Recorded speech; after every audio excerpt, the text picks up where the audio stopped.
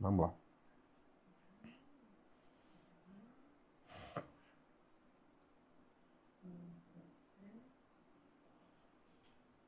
Boa tarde, na graça e paz, meus queridos. Vocês não sabem, o Bade está dando aqui para fazer essa filmagem, pelo amor de Deus.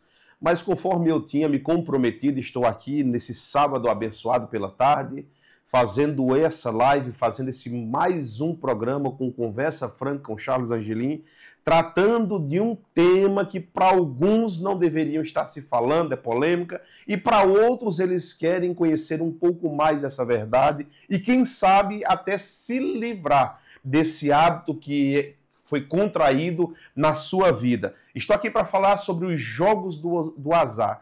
É um tema que tem estado aí em todos os lados, mas poucos têm a coragem de se falar, até porque eles acham que é irrelevante. Mas para eu, que já perdi alguns amigos por causa dessas jogatinas, por causa desse vício, eu acabei buscando me comprometer e falar um pouco mais acerca disso.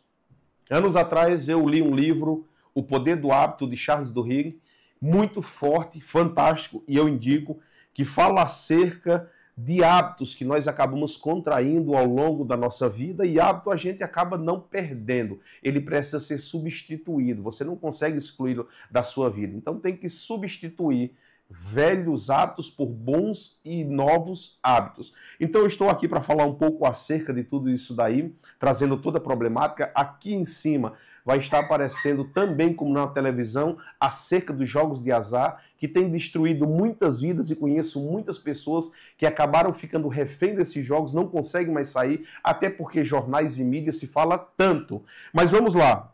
Eu coloquei ali o tema como jogos que destroem a diversão que te leva à prisão da alma. Nesse livro aqui, Charles Duhigg fala sobre os gatilhos e ciclos do hábito. No livro O Poder do Hábito, mostra que todo hábito ele segue 3 etapas. Gatilho, rotina e recompensa. Então, gatilho, rotina e recompensa. O gatilho é o som, a notificação, a promessa do ganho fácil. A rotina é jogar constantemente. Por exemplo, ao acordar à noite em momentos de tédio. Quantas pessoas eu tenho visto, eu tenho observado nesses últimos dias que acabam de alguma forma desejando jogar, independente do horário, e isso acaba, só um minutinho, desliga ali, só apertar ali no break, segura que ele desliga.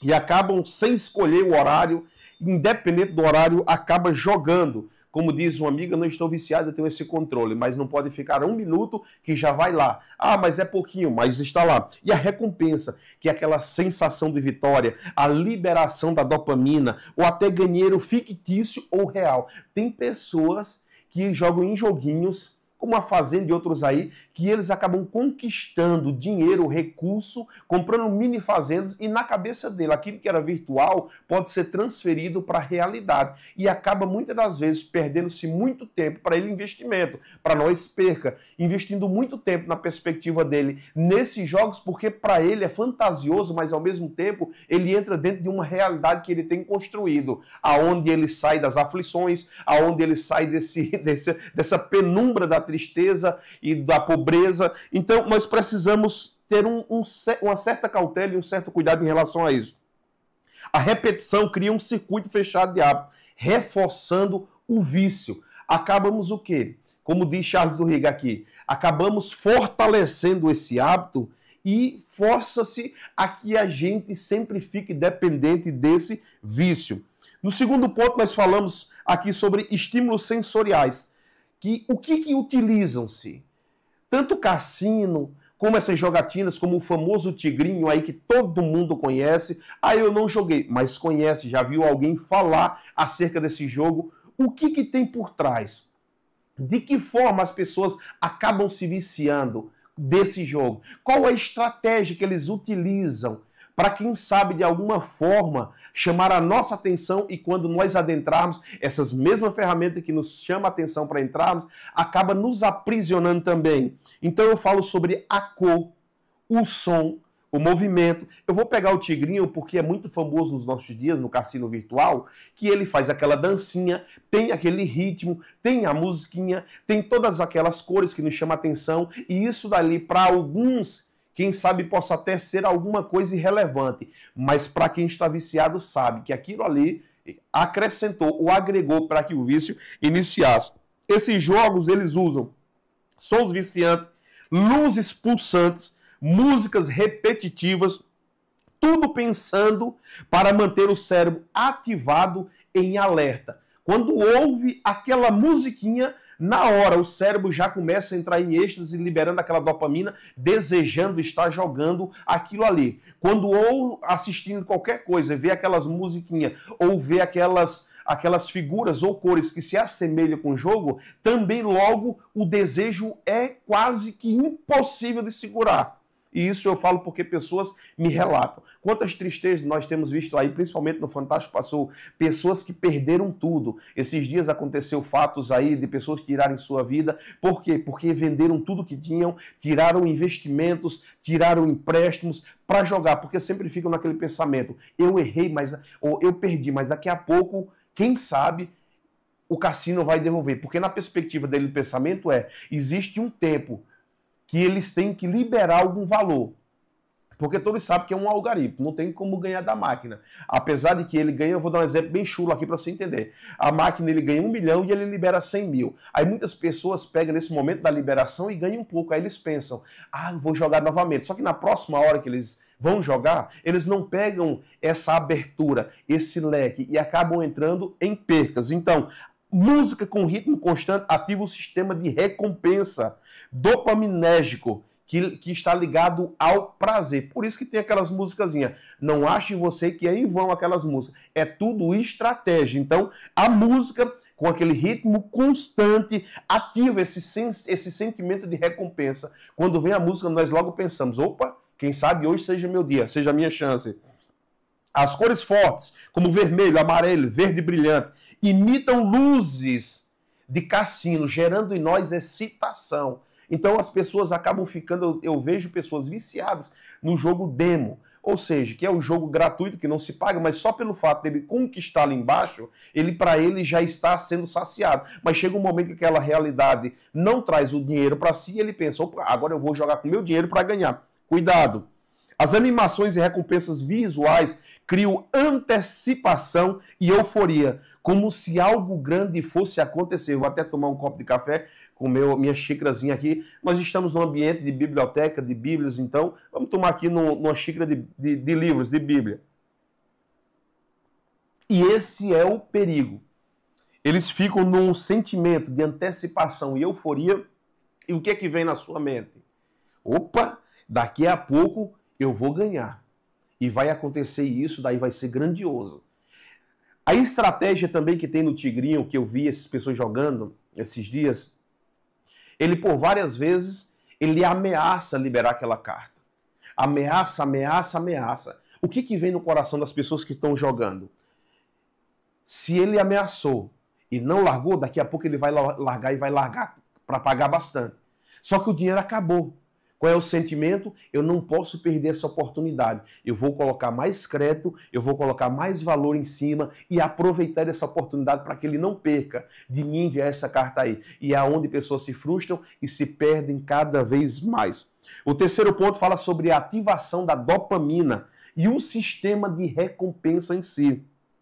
Quando você joga, o cérebro automaticamente já libera essa dopamina, o neurotransmissor do prazer. A dopamina sendo liberada, esse neurotransmissor do prazer, ele vai buscar catar. Isso não é somente em jogo não, tá? Essa dopamina, esse neurotransmissor de prazer, você encontra em bebedeiras, em pornografia, em drogas, em jogos, em tudo. Eu vou de alguma forma aqui somente falar sobre jogos para não me estender muito. Essa liberação acontece mesmo quando você perde, porque o cérebro está sempre focado na possibilidade de ganhar. Mesmo perdendo, ela libera. Por quê? Porque o cérebro sempre vai estar se exercitando pensando, logo eu vou ganhar. Logo eu vou ter aquela recompensa que eu tenho buscado há vários dias. Logo eu vou sair do prejuízo. E no final das contas isso não acontece. Só que isso daí já virou um vício. Já virou um hábito muito grande. Então, isso é semelhante ao efeito de drogas, pornografia ou açúcar. O corpo fica condicionado a cada vez mais querer mais. Parece redundante, mas é uma verdade. Todos os momentos a pessoa só está pensando naquilo. E eu falo porque eu vejo isso daí, e tem pessoas que dizem, não, joga um pouquinho, R$ 10. Esses dias eu vi uma pessoa dizendo, então vai, joga tudo que você quer, mas anota tudo que você ganhou e você perdeu. E em 30 dias você me apresente um relatório. Quando chegou em 30 dias que foi apresentar um relatório, ele caiu em si e percebeu, na realidade, que aquilo que ele tinha ganhado era apenas fantasioso em relação a tudo aquilo que ele tinha desperdiçado, tinha perdido. Mas sempre fica com esse sentimento. Porque no final das contas, já o que agrada não é mais o ganho, mas é somente você ver aquela roletinha, aquela musicazinha, ver as cores, aquele som vibrante, aquelas cores contagiantes. E isso daí que faz o quê? As pessoas caírem no engano do vício. O quarto ponto fala sobre recompensas variáveis, como nos cassinos. Esse é um dos principais fatores do vício, a imprevisibilidade. O cérebro ama recompensas aleatórias, ganhar às vezes, perder outras. Se só ganha, parece que não tem aquele sentimento de satisfação. Mas quando perde e ganha um pouco mais, perde por 3, 4 vezes, ganha, perde, aquilo ali que acaba se tornando um vício. É a chave do negócio para eles. Não fique pensando vocês que quem projetou, quem fabricou todos esses cassinos, se fosse tão bom assim, seria legalizado em todos os países. Quem projetou, existe percas. Eu vi esses dias um influencer, não posso falar o nome dele, quem sabe eu possa cair aí na live, o influencer falando que numa noite ele perdeu quase R$150 mil. Aí no outro dia, ele pegou dinheiro emprestado, foi lá e ganhou até mais. Só que o grande problema que ele não se saciou em devolver o dinheiro e ficar com aquele pouco. O que ele fez? Ele jogou tudo aquilo. Então ele perdeu quase 150, mais o valor que tinha sido emprestado. Então imagine só como é que ficou a situação. E dependendo do cassino, eles até emprestam dinheiros para que você possa estar cada vez mais envolvido jogando. Nesse livro aqui, O Poder do Hábito, o Charles Duhigg fala sobre uma mulher que ela perdeu tudo. Perdeu tudo. Aí seu esposo teve o quê? A iniciativa de levá-la para bem longe de todos os cassinos. Tempos depois, ela recebeu uma carta dizendo, você recebeu do cassino uma proposta que é não somente maravilhosa, muito boa, mas é de graça. Uma semana, se eu não me falha a memória, faz muitos anos que eu li, uma semana no cassino, no hotel 5 estrelas, com tudo pago, e não sei quantos $1.000, milhares de dólares na sua mão de graça para você jogar. Você não pode sair com esse dinheiro, mas você tem a noite inteira para jogar. Se você ganhar mais, você sai, mas vai ter um tempo determinado para você estar. Aquela mulher foi. Quem não iria? Pensamento de qualquer um. Quando chegou lá, se hospedou naquele hotel maravilhoso, começou as jogatinas, começou a jogar, perdeu todo o dinheiro. Só que ela não ficou feliz, saciada pelo fato de ter pedido aquele ganhado. Só tinha uma casa. E o cassino lhe emprestou dinheiro e a casa ficou em penhor. Ela perdeu a última casa que tinha. Destruiu seu casamento, então imagine só. Só para você entender como são as estratégias. Você já percebeu que 90% dos mercados, quando você entra, geralmente existe uma porta e sempre o acesso livre é para a direita, nunca de forma aleatória, esquerda, direita, mas geralmente, com exceções, tem alguns que são exceções, mas geralmente a estratégia é, a porta está aberta, eu pego a direita. E geralmente quando você entra, logo lá vai ter o quê? Aquilo que as pessoas mais consomem. Quem bebe vai ter cerveja, vai ter energético. Quem anda com criança, lá vai ter o doce, vai ter tudo aquilo que agrada, para que eles já no início, já visualize e você passe o mercado inteiro com aquele desejo de o quê? De usufruir daquela. Então é tudo estratégia. Ninguém faz nada perdendo. Então isso ali aciona o nosso cérebro. Então o cérebro ama recompensas, só que elas aleatórias. Perde-se e ganha. Olha o que fala. Isso é chamado de reforço intermitente, o mesmo usado com caça-níqueis e roletas. Isso é normal, é comum, tudo faz parte de uma estratégia. Ele ativa o córtex pré-frontal e o núcleo accumbens, ou seja, áreas relacionadas à compulsão. Existe uma grande diferença entre o córtex pré-frontal e o accumbens. Por quê? Porque cada um trabalha dentro de uma atividade. Um é mais sensato e outro não. Nós vamos aprender sobre isso. O acâmbres, a definição, é uma região cerebral envolvida na liberação da dopamina. Ele é responsável por essa liberação. O neurotransmissor é responsável pela sensação de prazer e a recompensa, que é a dopamina. Ele é ativado quando fazemos algo que nos dá satisfação. Então, tudo que nos traz satisfação, ele logo é ativado e ele começa a fazer a liberação dessa dopamina, gerando em nós o prazer. Vou dar um exemplo bem simples, como comer, ganhar algo, ouvir música ou até pecar, para você ter ideia. Essa liberação traz prazer, dependendo da motivação e da conduta de cada um.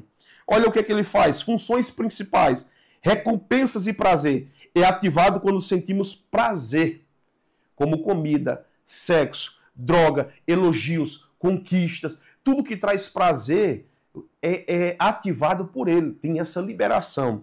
É um dos principais alvos da dopamina, que é liberada quando vem a resposta do prazer.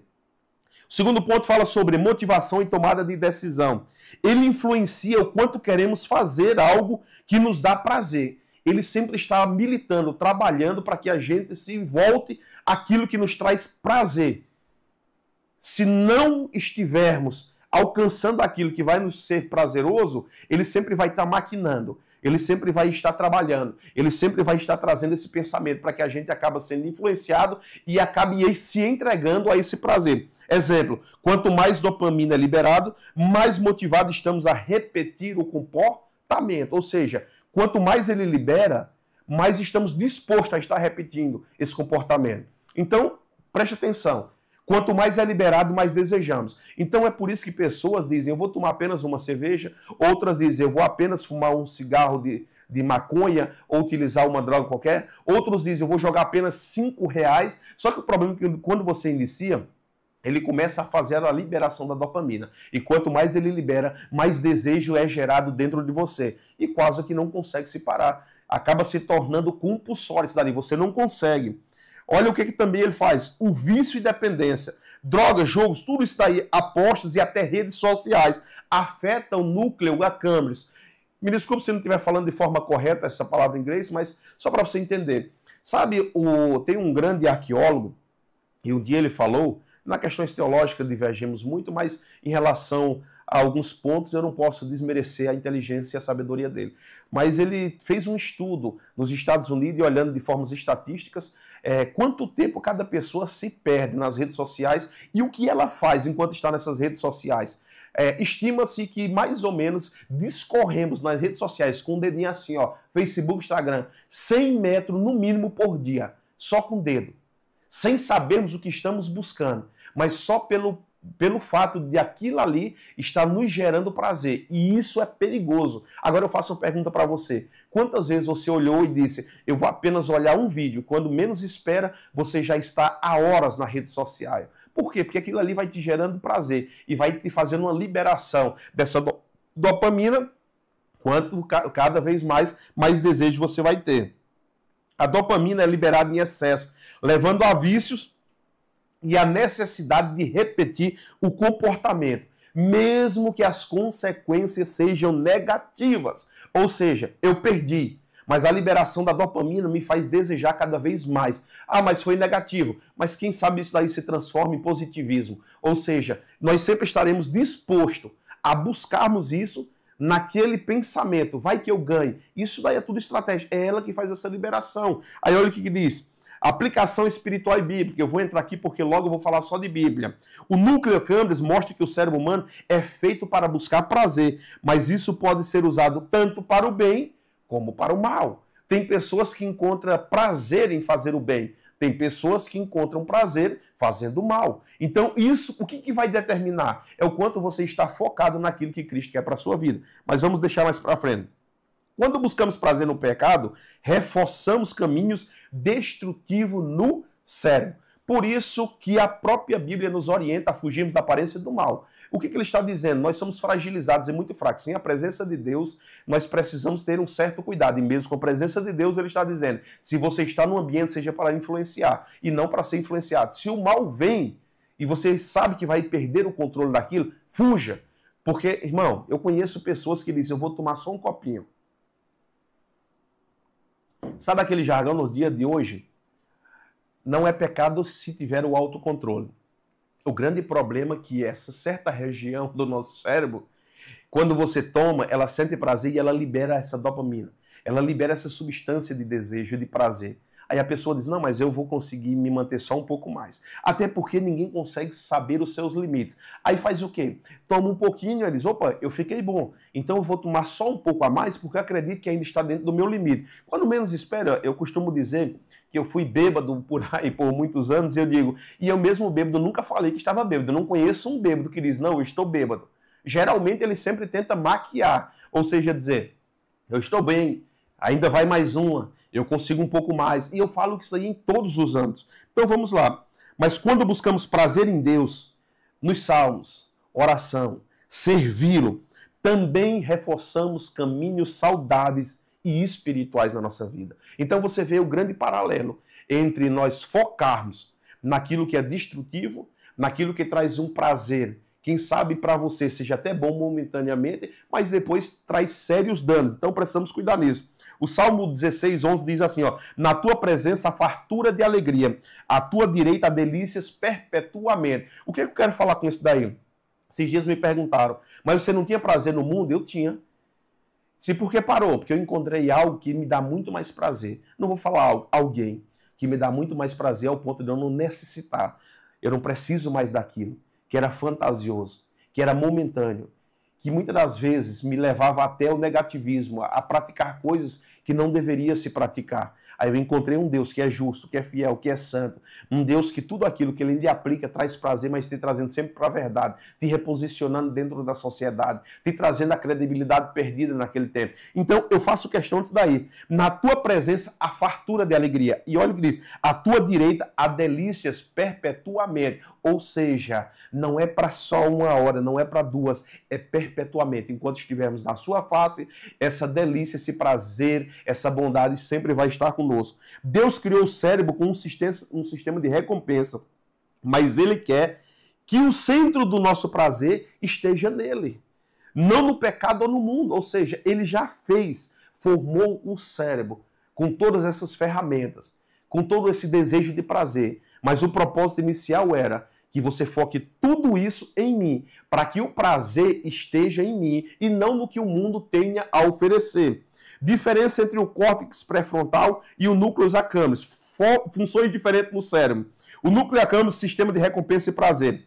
O papel espiritual, desejo de impulsos, busca por satisfação, recompensa rápida ao que dá prazer.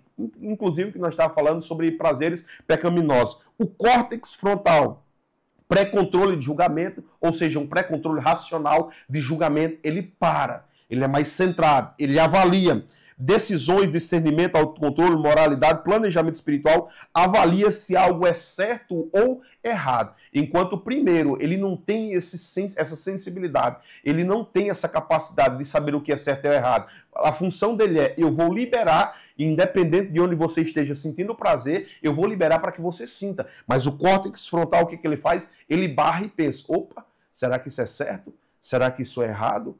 Até onde eu posso ir?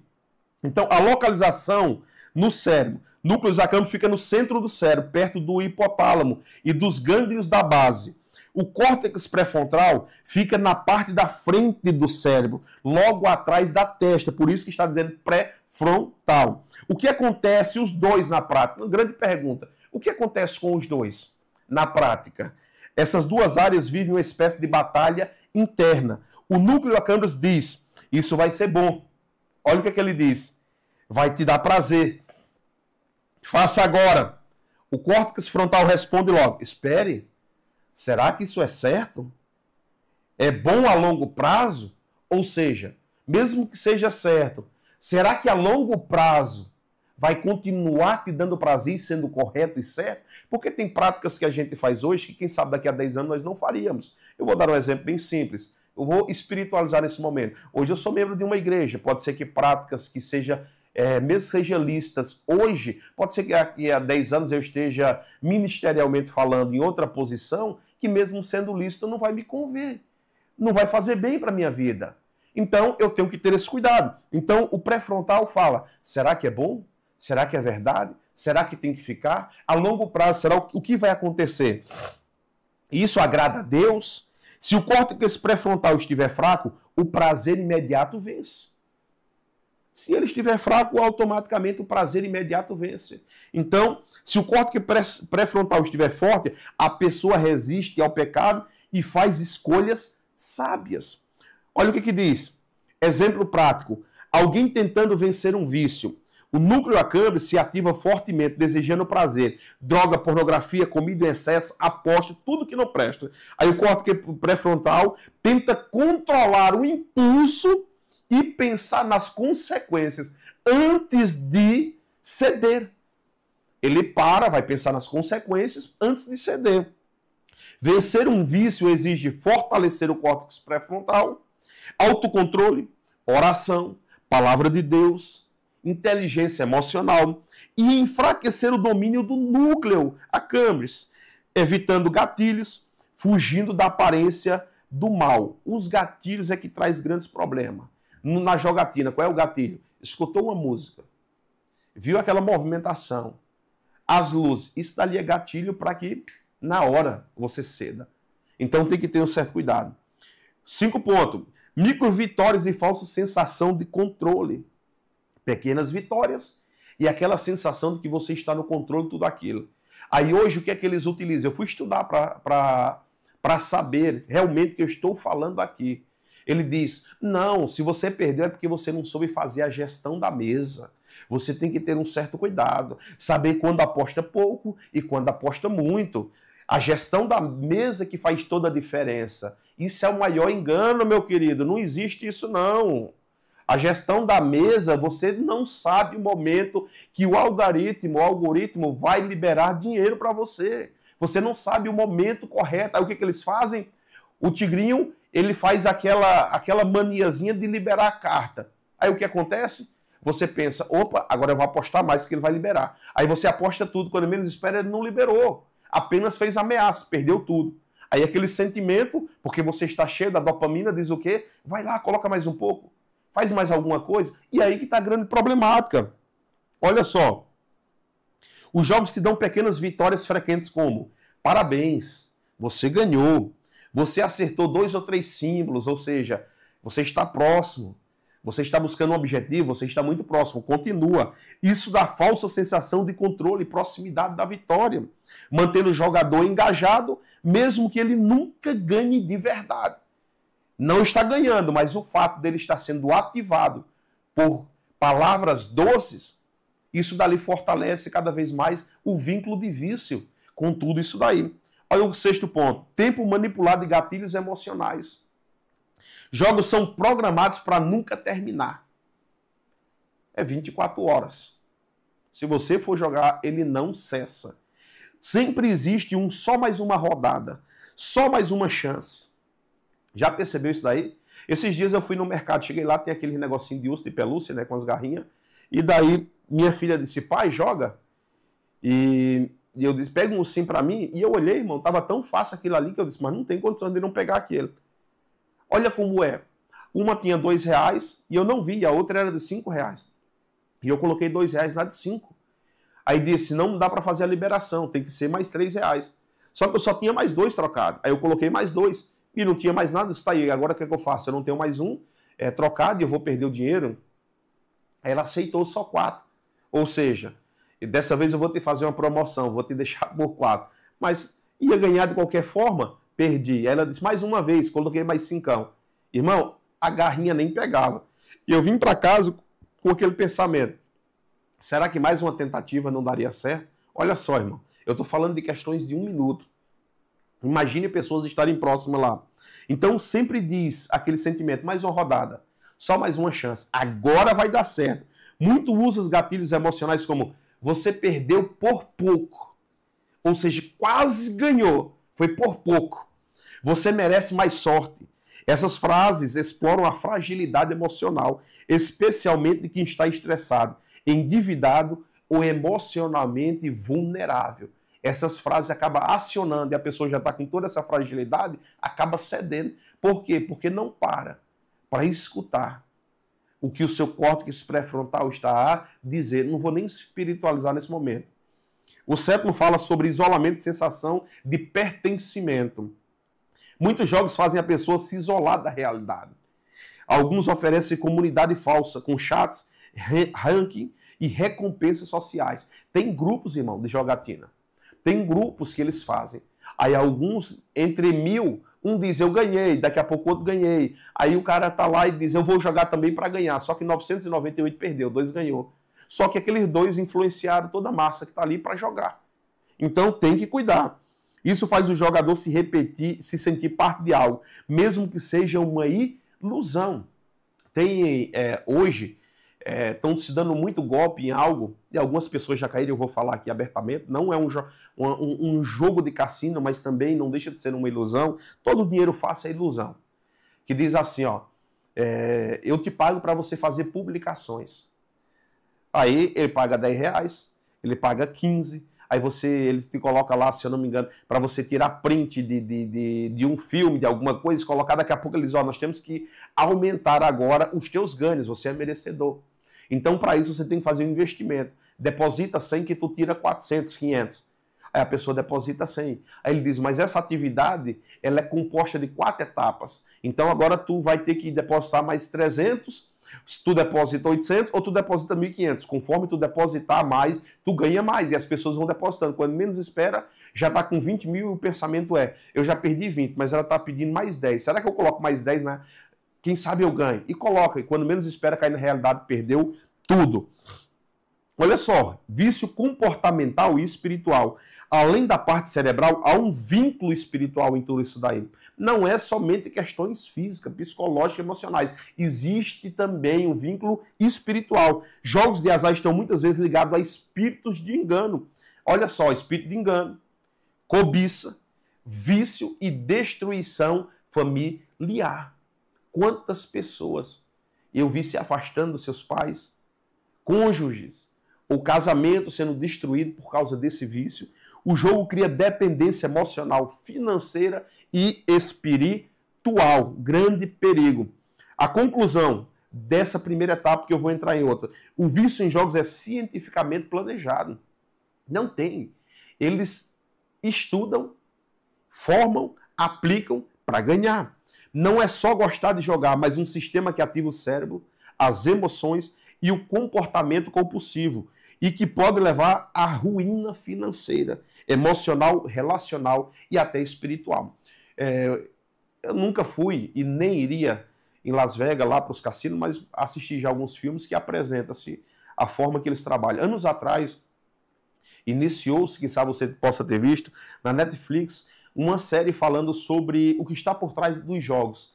Eu assisti aquela noite 2 episódios e falei para o irmão da igreja, eu disse, olha aqui, ó, isso daqui já deveria ter acontecido há muitos anos, mostrando a realidade por trás dos jogos. Sumiu da Netflix no outro dia. Nem no Google você consegue mais, sumiu de tudo. Então imagine o dinheiro que está por trás de tudo isso daí. Mas você entra no cassino, são luzes, são músicas, são tudo aquilo que te aprisiona, para que as pessoas sintam aquele êxtase, aquele sentimento de prazer. Agora a pergunta que eu vou fazer é, apostas, crente, pode se envolver? Eu não estou falando nem sobre essas outras. Agora, outras que, na perspectiva de muitos, não vai trazer problema. Vamos ver. Eu coloquei aqui como tema jogo e o coração do crente, entre a ganância e a fidelidade. Eu falei sobre a ganância e a fidelidade, que é para impactar mesmo, para que as pessoas possam sentir o desejo de assistir esse vídeo. Eu quero fazer a leitura de um texto base que diz assim, 1 Timóteo capítulo 6, versículo 10, que diz, porque o amor ao dinheiro é a raiz de toda espécie de males. E nessa cobiça alguns se desviaram da fé e se transpassaram a si mesmo com muitas dores. Ou seja, Paulo está dizendo que não é o dinheiro a problemática da vida, mas o amor exagerado ao dinheiro, o apego exagerado ao dinheiro, é a ruína da nossa vida, é a raiz de todos os males. E você sabe, quando fala sobre raiz, fala sobre algo que está em crescimento e desenvolvimento. Então é raiz, Paulo está dizendo, é apenas o início. O teu amor é apenas pelo dinheiro, é apenas o início. É uma raiz que vai brotar, vai crescer e vai dar frutos maus. Contexto, Paulo alerta que a busca desenfreada por riqueza leva muitos crentes à ruína espiritual. O dinheiro em si não é o mal, mas a idolatria por trás do dinheiro é que é o mal. Aí tem muita gente assim que diz, ó, Deus, me enriqueça, me permita ser milionário, que daí eu vou ajudar a tua obra. Aí Jesus vai lá no contraponto e diz, ser fiel no pouco e no muito eu vou te colocar. O que Jesus está falando? A tua fidelidade é que vai apresentar os níveis que você vai alcançar. É dessa forma que funciona o reino espiritual. Em contrapartida, problemática. Esses dias eu falei, escutei algo há tempos atrás, e eu perguntei na igreja ali, numa aula preparatória, aula para líderes, e eu falei para a classe, para você, o quanto é muito dinheiro? Aí uns falaram, para mim muito dinheiro é 10 mil, outros 100 mil, outros 1 milhão, outros 10 milhões, para mim é muito dinheiro. E eles perguntaram, para você, quanto é muito dinheiro? Eu disse, muito dinheiro é tudo aquilo que tira Deus do centro da tua vida. Para alguns, 1 milhão não faz diferença. Para alguns, como Bill Gates, que doa bilhões a todos os anos, a cada ano, para ele não é muito dinheiro. Muito dinheiro é sempre aquilo que vai te tirar do foco do propósito que Deus tem para você. Tem pessoas que, enquanto não têm dinheiro, que são pobres, são fiéis ao Senhor até a última. Aí Deus dá a oportunidade, dá um dinheiro, dá a condição de liberdade financeira, aí ele se desvia. Aí os testemunhos são, eu fui lá na igreja, mas quase não consigo, porque os meus trabalhos não têm me permitido, estou ganhando muito dinheiro. Aí eu pergunto, será que Deus te daria algo para te trazer dores e não paz? Então, muito dinheiro está vinculado ao quanto você está disposto a obedecer mais a posse, a riqueza do que o próprio Deus. Então, é problema. Provérbios capítulo 28, 20 diz, o homem fiel será acumulado de bênçãos, mas o que se apressa a enriquecer não ficará sem castigo. Olha só, isso é forte demais. Salomão contrasta o fiel que é abençoado com o apressado que pensa ou deseja enriquecer sem princípios, utilizando de princípios não cristãos para enriquecer. Jogar na sorte é esse apressar fora da vontade de Deus. E existem muitas complicações atrás de tudo isso. E nós vamos ver alguma delas. O que são jogos de azar? Qual a sua definição? O que é que entra? Quais são os jogos que entram dentro dessa classe, dentro dessa classificação? Olha, jogos de azar são todas as atividades que envolvem apostas em dinheiro, onde o resultado depende da sorte ou do acaso. Diferente de investimento, não há produtividade nem construção, apenas risco emocional e espiritual. Exemplo, jogo do tigrinho, Mega Sena, cassino online, bingo, apostas esportivas, tudo isso daí traz sentimentos e no final das contas traz o desejo de ganância, de ter cada vez mais. Vou tomar um cafezinho aqui porque minha garganta já está... Eu estou falando rápido devido ao tempo para não se estender e você não assistir. Então olha só, e o que a Bíblia diz sobre a definição de ganância? Será que é pecado? Será que não é pecado? O que Paulo fala. Pois o amor ao dinheiro é a raiz de todos os males. Jogos de azar alimentam a ganância, a cobiça e a ilusão de riqueza fácil. Isso vai contra o princípio bíblico de contentamento e trabalho honesto. O que é que Paulo está dizendo aqui? O contexto está dizendo aqui que o fato de nós buscarmos enriquecer de formas ilícitas ou através de ganhos fáceis, nós estamos dizendo a Deus que Ele não é tão poderoso o suficiente de nos enriquecer de acordo com o propósito que Ele tem estabelecido para a nossa vida.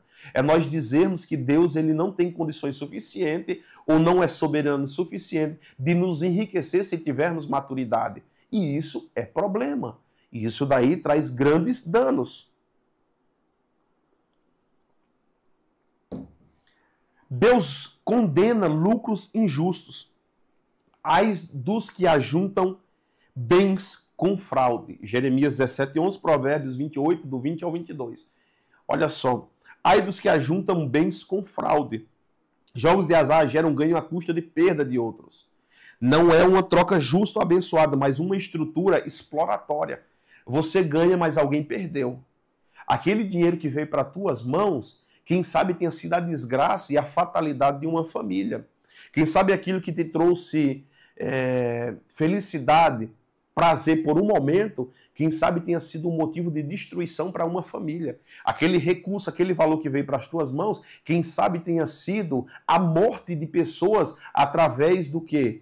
Da sua autoflagelação, morte através da sua decisão dele mesmo tirar a sua vida. Então, suicídio. Por que não falar uma palavra muito mais clara e aberta? Olha, vamos continuar. Não tentarás, o terceiro ponto, ao Senhor vosso Deus.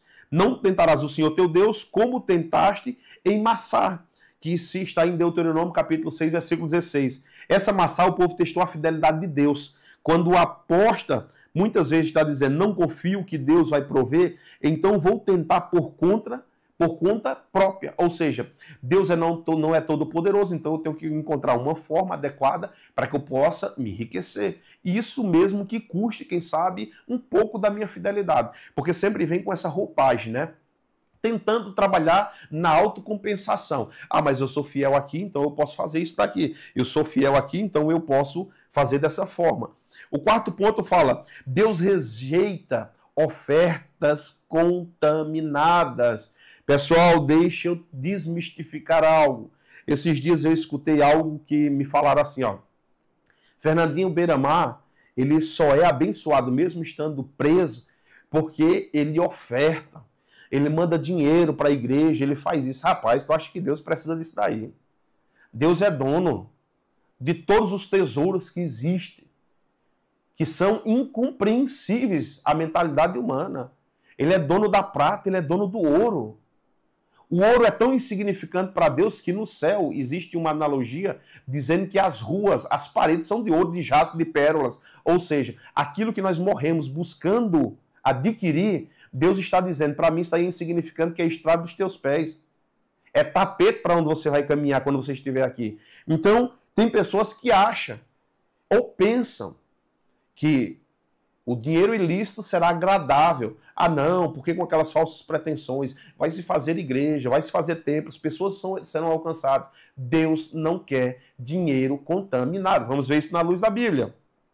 Maldito seja aquele que oferece ao Senhor animal defeituoso em sacrifício. O que estava sendo dito aqui? Deus estabelece um princípio. O animal teria que ser perfeito, o animal teria que ser avaliado, teria que ver bom.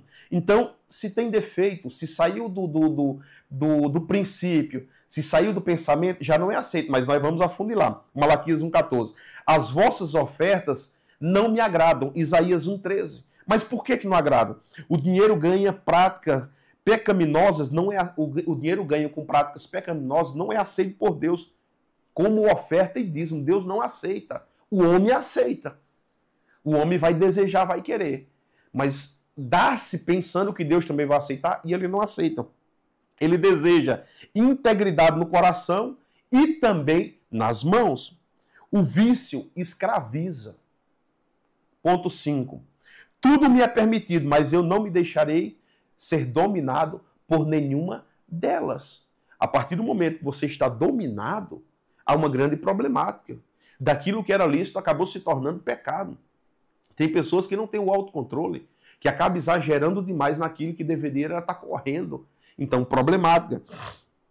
Jogos de azar ativem o núcleo accumbens, área cerebral associada ao prazer, podendo levar ao vício e ao descontrole. O crente deve dominar, não ser dominado. É interessante que esses dias estavam me relatando que uma jovem ligou para outra pedindo R$4 para completar 10 para poder jogar no Tigrinho. Porque 6 ela já tinha. Então imagine só, irmão. É um nível de humilhação.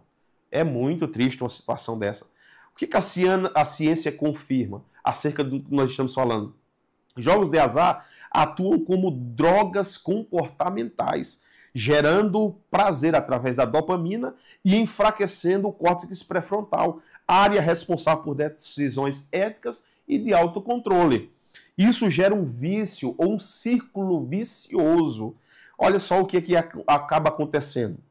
Inicia-se com ansiedade, preciso saciar isso, então preciso encontrar algo que me dê prazer. Tem pessoas que acabam comendo de tudo, porque aquilo te traz prazer e parece que acaba te saciando e fazendo com que você esqueça aquela ansiedade. Mas tem outros que vai muito mais além do que simplesmente comer. Ansiedade, jogo, prazer temporário, perda, culpa. Aí o que acontece? Joga de novo. Quantas pessoas eu já conversei, ele disse, mas eu perdi tanto, quando menos espero estar jogando. Mas por que tu jogou? Eu disse, não, porque hoje eu achei que ia ganhar. E ganhou? Não, perdi de novo. E daí? Uma semana depois, olha, tá jogando. E daí? Não, é porque agora eu vi uma nova estratégia. Agora depende do horário. Irmão, essa conversa de horário também é fajuto. Depende do horário. Aí pessoas estão acordando pela madrugada para jogar. Porque dizem que depende do horário. Aí daqui a pouco perde. Aí tu chega lá, perdeu? Perdi. Por que tá jogando de novo? Não, porque agora não é qualquer horário, não é só pela madrugada. Agora tem uma tabela no Telegram dizendo os horários. Da meia-noite até meia-noite e 32, da meia-noite e 45 até meia-noite e 48. São janelas de tempo que nos proporcionam, nos possibilita ganhar. E nessa conversa fiada, o povo vai perdendo dinheiro, perdendo credibilidade, e esse prazer temporário vai estragando a sua vida, a sua família, o seu lado emocional, psicológico e espiritual. Porque o crente deve fugir disso daí. Eu falo de crente com todo respeito e carinho, é porque existem algumas pessoas que acabam defendendo essa bandeira, dizendo que não, que a jogatina pode, que não tem problema nenhum, e tem uns que ainda utilizam daquilo, mas lá na igreja vocês vendem as cartelinhas para poderem fazer sorteio de... Irmão, uma coisa não tem nada a ver com a outra.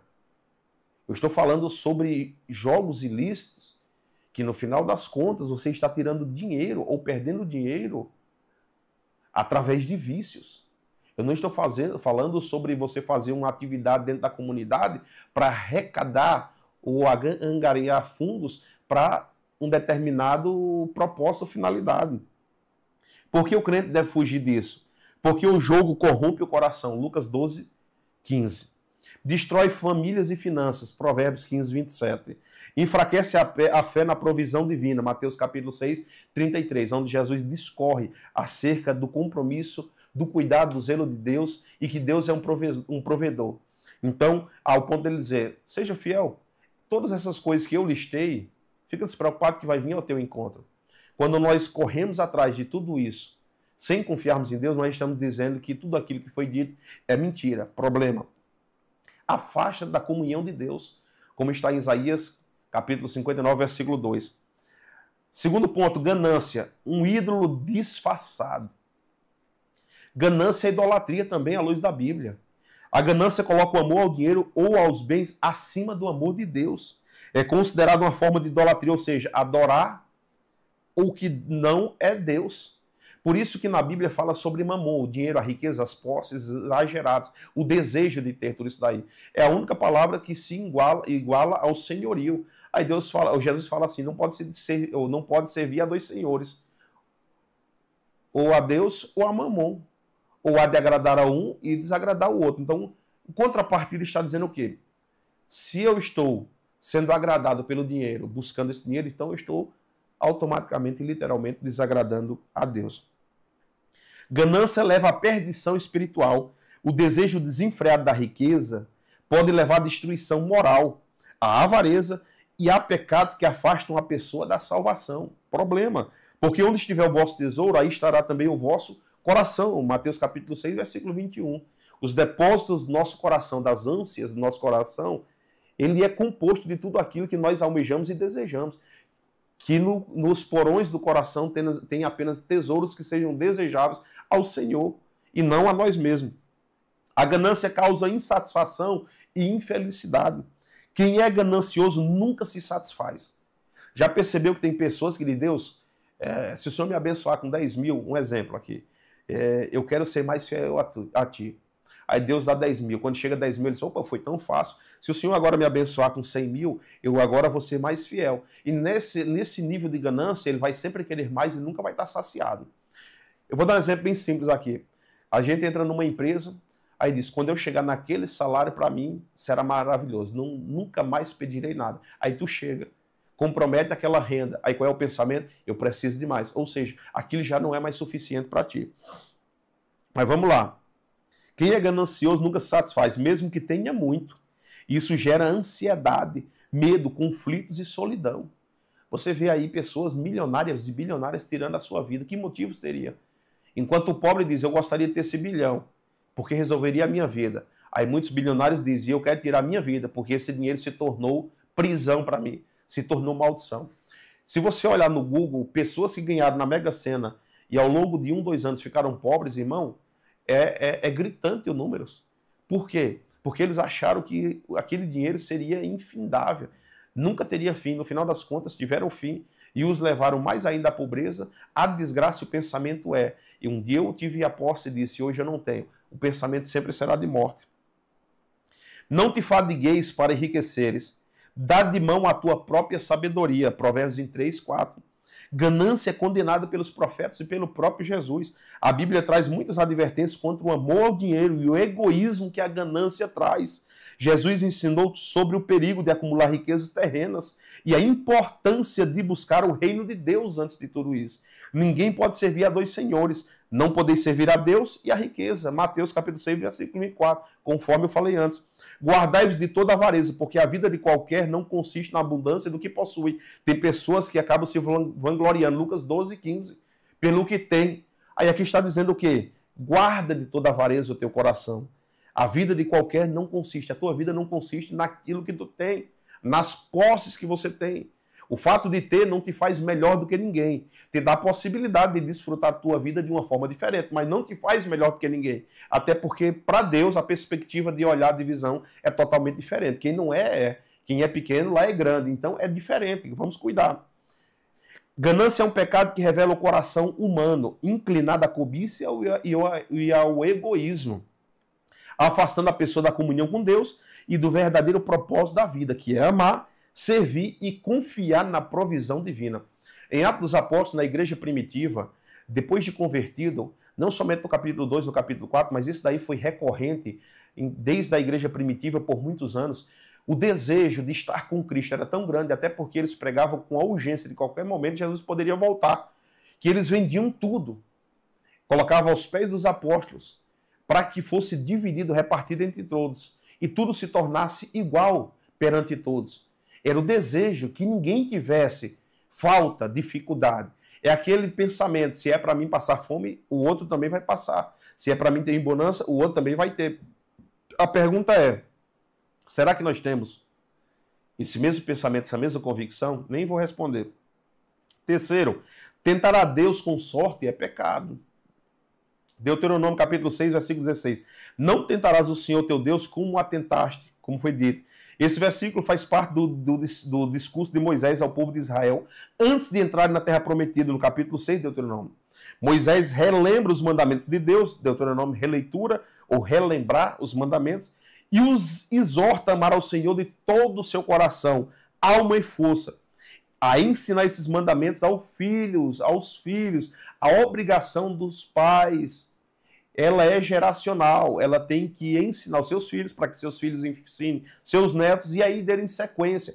Por isso que as ordens divinas eram sempre essas. Depois de grandes feitos, ele dizia, agora traz os mais novos, ensina os mais novos, para que se perpetue. É por isso que a tradição oral do povo judeu é muito forte, porque aquilo que foi passado, que não está na Bíblia, de pai para filho, eles preservam também. Mas vamos lá.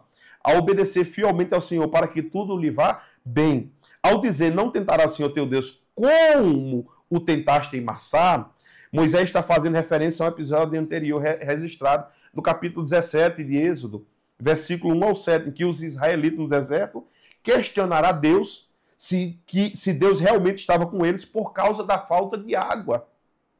Deus fez milagres extraordinários no Egito. Aí eles estão no deserto agora e vão questionar, será que o Senhor está comigo? Eu estou com sede. Pelo amor de Deus, gente. O que aconteceu em Massá? O povo estava sedento no deserto de Sim. Começaram a reclamar contra Moisés e dizer, por que nos tiraste do Egito? Para nos fazer morrer de sede e fome aqui no deserto? Olha o pensamento.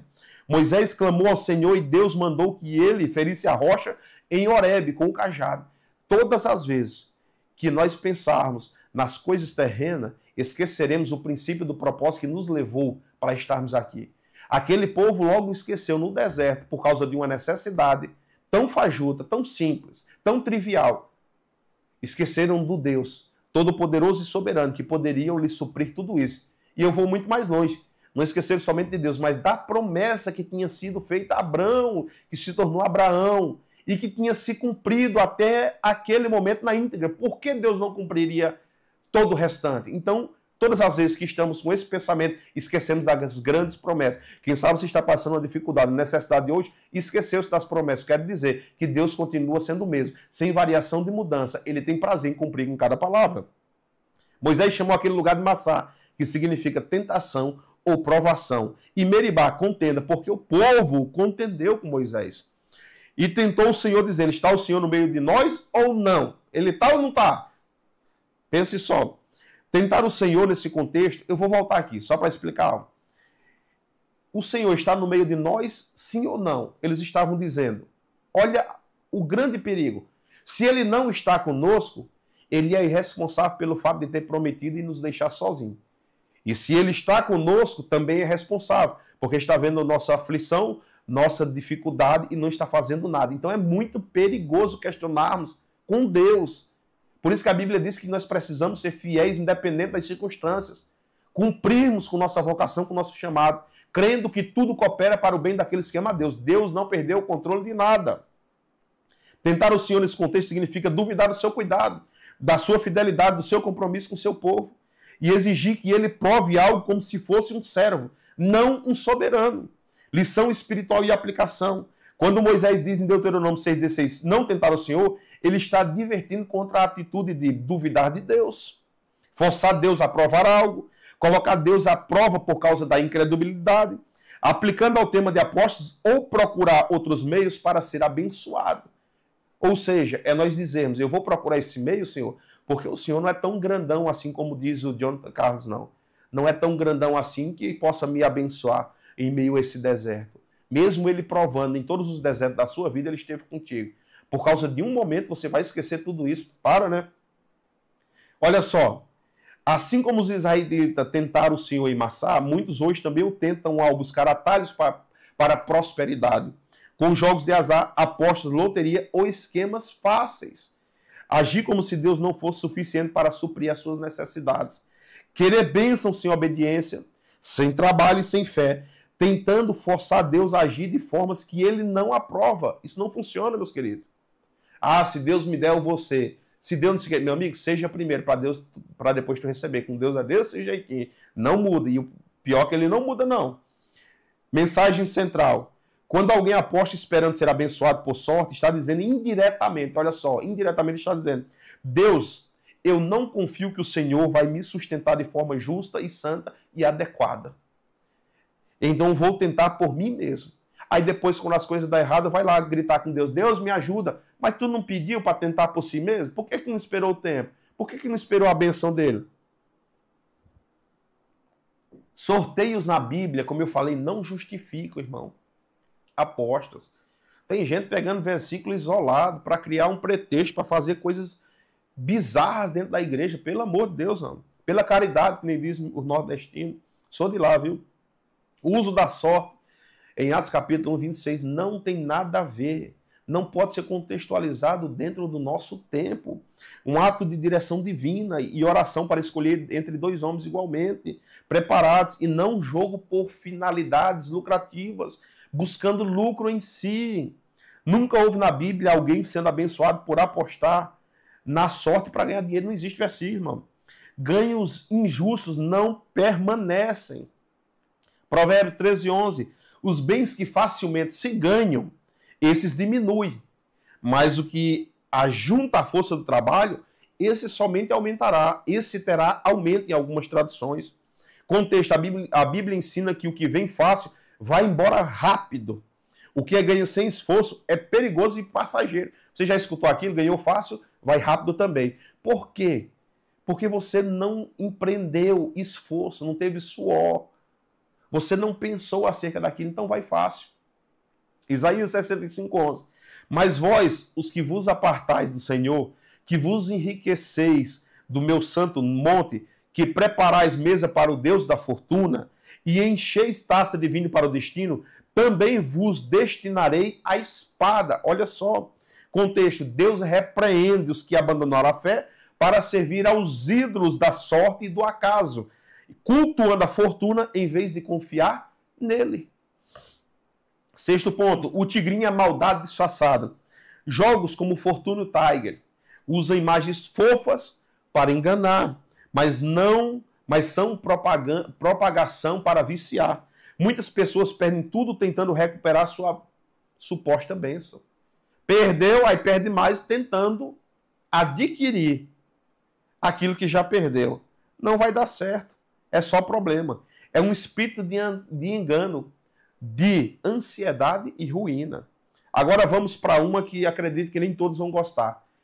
Vamos deixar de falar sobre o Fortuna Tiger, o Tigrinho, e falar sobre a Mega Sena. Aí tem gente que diz, se eu ganhar na Mega Sena, eu vou dizimar Jesus. Olha só, isso aí é o dízimo do inferno, eu coloquei aqui.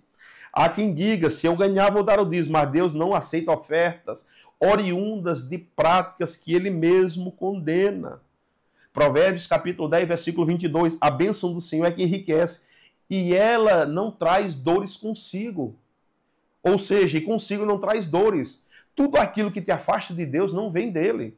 Qual é o pai que vai dar algo para o filho para que você se afaste dele? Não existe essa. Então o que Deus dá traz paz, alegria, felicidade. Se afastou, corre que não é de Deus.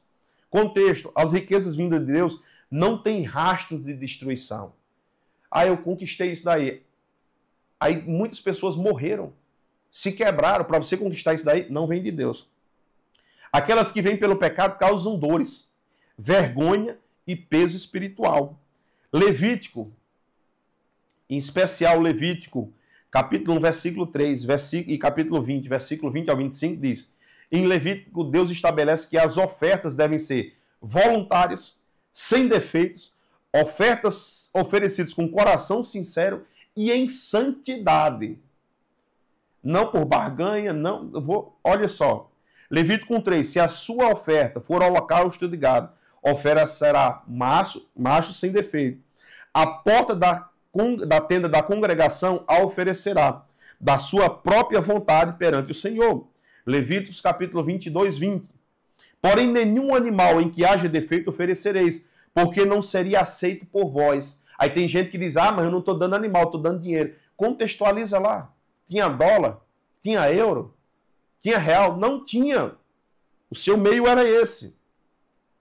Aplicação, Deus exige pureza moral. O princípio por trás disso é pureza moral e integridade, tanto do ofertante quanto da oferta. Uma oferta adquirida por meios de pecado como roubo, opressão, engano, jogo, prostituição, não é aceita por Deus. Tem um país aí, eu escutei um pregador anos atrás que disse que chegou lá e algumas mulheres quase despidas, quase nuas, entraram na igreja e jogaram dinheiro. E o pastor chegou e falou para esse pregador, é do Brasil, a igreja daqui é muito abençoada. Aí ele disse, mas essas mulheres com essas roupinhas desse tamanho aí? Ele disse, não, isso aí são as mulheres que trabalham aqui. Tem os seus exercícios aqui próximo. Aí ele disse, lá no Brasil é chamado de prostituta. O que é isso? Aquela que troca os seus prazeres ou dá prazeres para adquirir valores, dinheiro. É uma troca. E isso daí Deus não aceita. E o pastor lá estava dizendo que Deus estava abençoando elas para que elas pudessem ofertar. Irmão, eu não vou nem pensar de que forma Deus abençoaria para não pecar. Mas se o trabalho dela era na imoralidade, como é que Deus vai abençoar, meu querido? Não funciona. Então, Deuteronômio 23, 18 diz, não trarás o salário de uma prostituta, nem o preço de um sodomita à casa do Senhor teu Deus, por qualquer voto. Fez voto. Deus não quer valores, não quer pagamento, cumprimento de voto com algo que seja impuro, porque ambos são igualmente abomináveis ao Senhor teu Deus. Aqui Deus proíbe explicitamente ofertas provenientes de práticas imorais, mesmo que a intenção seja boa. Deus não quer. O homem aceita, mas Deus não aceita. Apelo final para que eu finalize. Me desculpe a correria para não ficar muito extenso. Poderia falar um pouco mais, mas eu acredito que isso seja suficientemente razoável ou bom. Não posso ou não tem como esgotar o assunto. Então eu acredito que um ou outro vai dizer, mas tem aquele texto, aquela coisa ali. Infelizmente fica para outra oportunidade, para outro momento, mas eu quero fazer aqui um apelo. Quem é o seu provedor? Em quem você tem depositado a sua fé e a sua fidelidade e confiança? Você quer a mão de Deus te abençoando, te prosperando? Ou roletas forjadas por Satanás projetos forjados pelo inferno. Segundo Coríntios 6,17 diz, pelo que sai do meio deles, e apartai-vos, diz o Senhor, e não toqueis nada imundo, e eu vos receberei. É Deus falando, a tua conduta, vivência e práticas tem que ser diferente daqueles, para que você seja recebido e aceito por mim. Contexto, Paulo ensina que o verdadeiro cristão precisa se separar da contaminação do mundo. Isso inclui jogos de azar, práticas de ganância e até fontes impuras de lucro. Eu finalizo por aqui, mas eu tem outros livros também aqui, o Hábito Atômico, e tem outros, mas esse livro aqui, muito bom. É muito bom e você deveria ler, mas não deixe de ler esse daqui. Que Deus possa lhe abençoar e até outra oportunidade.